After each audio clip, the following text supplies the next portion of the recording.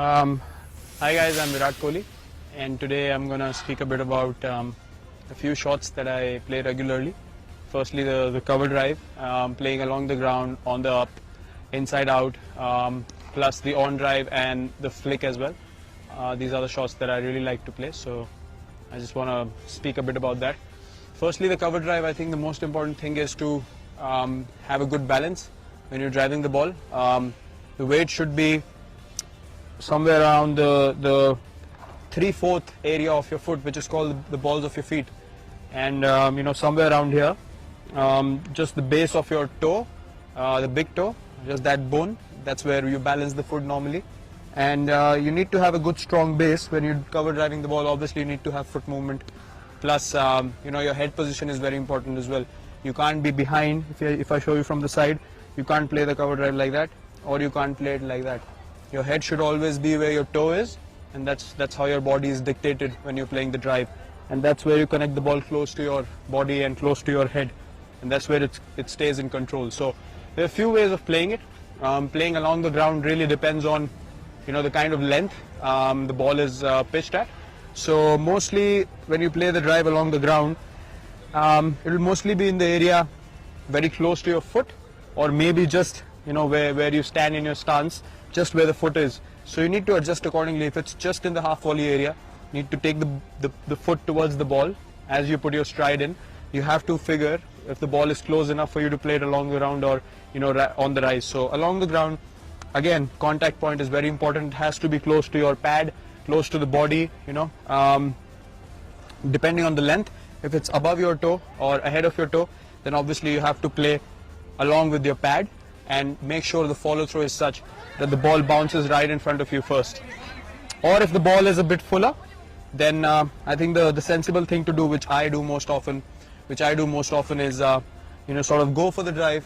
When I place my foot, I rather just collapse my back foot rather than bending on the front foot, but my head still stays here, and I sort of connect the ball closer to my back leg, still keeping the head where I need to connect the ball. So that's very, very important, just to collapse the foot according to the length. Otherwise you're going to end up yorking yourself or hit it up in the air.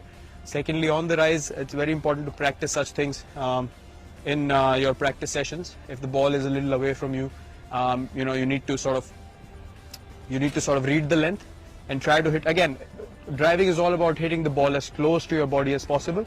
So when you're driving on the up, you need to make sure that you're connecting the ball in a way that you can see the ball bounce in front of you, before heading out in the outfield. It should be, just around 2 feet in front of you, the ball should have bounced. That's when you know that you've actually connected the ball really well and you are in control of the drive you've played. If it goes up in the air, then more often than not, it's just, a risky shot that came off. It's never in that much control. So I think those are the most important things when it comes to driving the ball. Keeping your head position right, just above your toe, not too forward, not behind, and your feet always have to be balanced. And secondly, playing the inside out cover drive to the spinners mostly, which happens. The key is to get outside of the ball, and not cramp yourself. So you need to give yourself a bit more room when you're playing the inside out drive, and you actually need to read the length of the ball and the line of the ball when it comes out of the bowler's hand. So the decision making in that is pretty quick, and you need to give yourself enough room for the bat from here to go there, and then come with the follow through, hitting past the inside out drives. So that's the key. I think as quickly as you can make room for yourself, you are able to create that room and hit the drive inside out. Speaking about the on drive and the flick, again, the head position is very important. A lot of people make the mistake of opening their front toe when wanting to flick or on drive the ball. I think the key is to still have a good batting position, again, good balance, and your toe should always be pointing towards mid-off. Never open up too much, because that just makes your body open up too much and you're never in control. So this way, your body is always side on, which is the way to play cricket. And again, to connect the ball in an on drive or a flick, it's very important the head stays ahead of your pad a little bit. In this case, you can't be behind, you can't be just there. You have to stay slightly ahead so you can connect the ball and not let it hit your pad.